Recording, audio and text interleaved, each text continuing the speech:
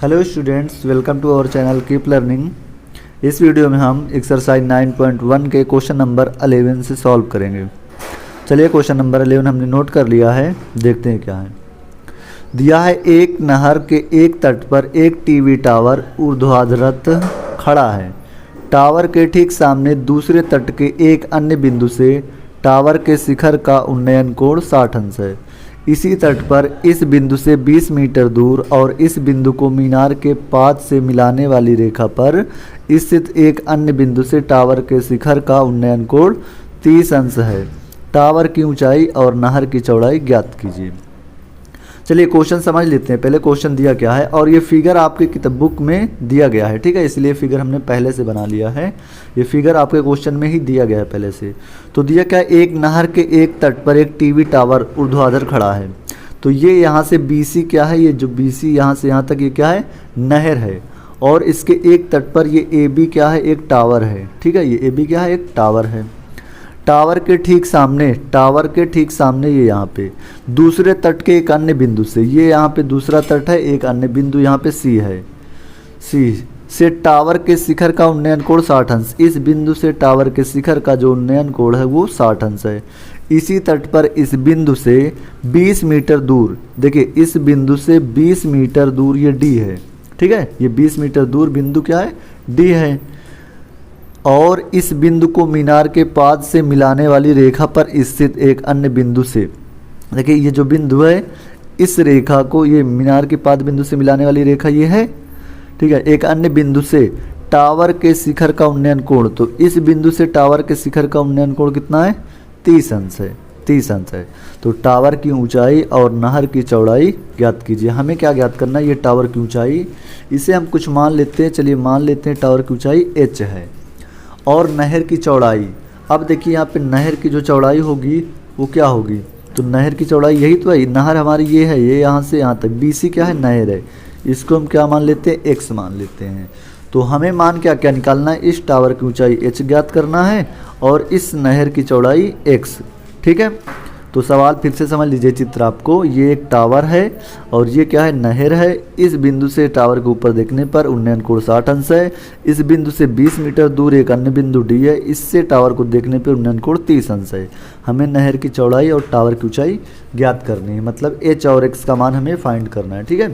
तो चलिए सॉल्व करते हैं क्वेश्चन। हमारे पास दो त्रिभुज है, एक है छोटा वाला ABC और दूसरा होगा ABD। तो पहले हम ले लेते हैं त्रिभुज ABC, ठीक है। तो हम लिख लेते हैं यहाँ पे जो जो हमारे पास दिया गया है।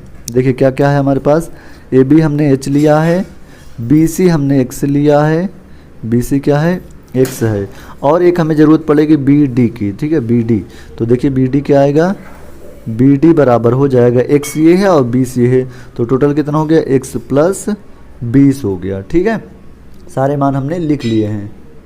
तो चलिए अब सॉल्व करते हैं क्वेश्चन को। पहले हम छोटा वाला त्रिभुज लेते हैं, त्रिभुज ABC लिखेंगे यहाँ पे, त्रिभुज ABC से, ठीक है। देखिए कोण हमारा क्या है, 60 अंश है। अब हमें यहाँ पे साइन लेना है, कॉस लेना है या tan लेना है, तो हम कैसे पता करेंगे, हमारे पास दिया क्या, लंब है इसका और आधार है, और लंब और आधार किस में आते हैं, tan में। तो हम क्या लेंगे, tan थीटा बराबर हो जाएगा लंब और बटे आधार, ठीक है। tan, अब थीटा का मान कितना है, 60 अंश है, यहाँ पे कितना है, 60 है। लंब हमारा क्या है, AB है, अपान आधार क्या है, BC। सभी के मान रखेंगे। tan 60 का मान होता है √3 बराबर AB का मान कितना, h हमने लिया है, अपान BC का मान कितना है, ये यहाँ पे लिखा है x है। इसका अगर हम तिर्यक गुणा करवा दें बाई 1 करके, h का 1 में होगा तो h आ जाएगा, बराबर x का √3 में होगा तो √3x हो जाएगा, और इसको डाल दीजिए समीकरण नंबर 1, ठीक है। अब हम बड़ा वाला त्रिभुज लेंगे, त्रिभुज ABD। तो त्रिभुज ABD में, ठीक है, त्रिभुज ABD में, इसमें एंगल क्या है, 30 अंश है। फिर से वही tan थीटा लेंगे, tan थीटा बराबर लंब बटे कर्ण होगा, थीटा का मान रखेंगे 30 अंश बराबर लंब, इस बार क्या होगा, 30 के सामने लंब हमारा यही होगा AB, और आधार क्या होगा, आधार पूरा B से D तक होगा, तो BD हो गया, ठीक है। ये हमारा क्या हो गया, लंब बटे आधार। अब आगे इसको हल करें। tan 30 का देखिए मान क्या होता है 1/√3 बराबर ए बी का मान वही h है हमारे पास और अपान बी डी का मान देखिए हमने क्या लिया था x + 20 ये पूरा बी डी है ना, तो हो गया। फिर से त्रिज्या गुणा करवाएंगे इसका, तो क्या हो जाएगा हमारे पास h√3 या ऐसे कर लीजिए √3h बराबर x + 20 का 1 में होगा तो x + 20। और यहाँ क्या करेंगे हम h का मान देखिए समीकरण 1 में दिया है ना, इसको चलो समीकरण 2 डाल देते हैं। इक्वेशन नंबर ये 2 है, तो h का मान यहाँ से √3x इस समीकरण में h की जगह पे रख देंगे। चलिए आगे देखते हैं अब क्या करेंगे हम। समीकरण 1 से h का मान समीकरण 2 में रखने पर लिख देते हैं समीकरण 1 से h का मान समीकरण 2 में रखने पर। चलिए ये जो h का मान √3x है कहाँ पे रख देंगे, यहाँ पे √3 इंटू h की जगह हम रखेंगे √3x बराबर क्या बचा x + 20। ठीक है, तो √3 इंटू √3 कितना हो जाएगा 3x और ये वाला x अगर हम इधर लाएं तो कितना होगा x बराबर 20, ये माइनस में हो गया। 3x से x अगर हम घटा दें तो कितना बचेगा 2x बराबर 20। तो x बराबर अब देखिए क्या होगा x बराबर 20/2, तो डिवाइड करेंगे तो कितना आएगा 10 मीटर। तो x का मान हमने फाइंड कर लिया, हमारे पास आ गया। तो ये हमारा एक आंसर हो गया। अब क्या करना देखिए x का मान हम कहाँ रख दें, समीकरण 1 में यहाँ पे रखेंगे तो किसका मान आ जाएगा h का।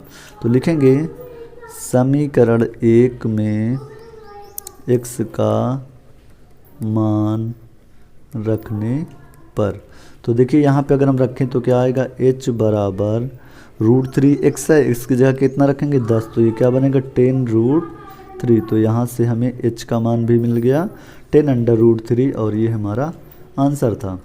देखिए ये नहर की चौड़ाई है 10 मीटर और ये हमारे टावर की ऊंचाई है 10√3 मीटर, यही दोनों आंसर होंगे। तो इस वीडियो में इतना ही, मिलते हैं नेक्स्ट वीडियो में अगले सवालों के साथ। ठीक है।